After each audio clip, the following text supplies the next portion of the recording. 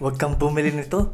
Lalo na kung hindi ka naman mahilig gumawa ng homemade burgers. Pero kung katulad ko kayo na na-enjoy magluto ng burger sa bahay, nako, sigurado masusulit nyo to para mas maging madali pa sa easy ang paggawa nyo ng homemade burger patties. Tara, papakita ko sa inyo kung paano ba to gamitin.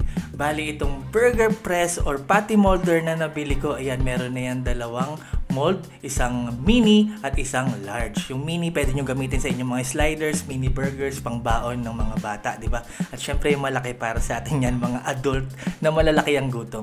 Bumili na rin ako nitong 100 pieces na parchment paper para pwede na akong maggawa ng maraming burger patties ahead of time at gagamitin ko yung parchment paper para ma-store ito sa freezer at kukunin ko na lang anytime na nagkikrave kami sa burgers. Diba? Ayan, no, napakadali lang, lalagay lang natin yung meatball sa mold tapos ipe-press natin hanggang sa maging shape ng patty. Ayan, pwede na natin yan iluto tapos yung iba lalagay ko na sa ref. Nga pala, ito, maraming salamat. Shout out sa Pranchet Bakery para sa napakasarap na brioche buns. Naku, napaka-perfect nito para sa mga homemade burgers na resto quality ang ating burger buns, di ba? Ayan, simulan natin sa pagluluto. Season ko lang ang gamit ng aking homemade burger seasoning, ang ating patty sa magkabilang side. Ayan, bali garlic powder, onion powder, paprika, salt, pepper, yun lang ang nilagay ko.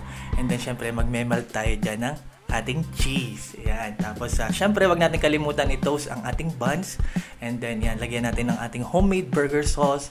Lagyan natin ng patties natin kung gaano karami nyo gusto. Hindi na ako naglagay ng lettuce at tomatoes. Hindi ko trip. Tapos, pickles and then top bun. Alright, di ba? Ganun lang. Napakadaling gumawa ng homemade burgers at lalo pang pinadali ng ating burger press or patty molder.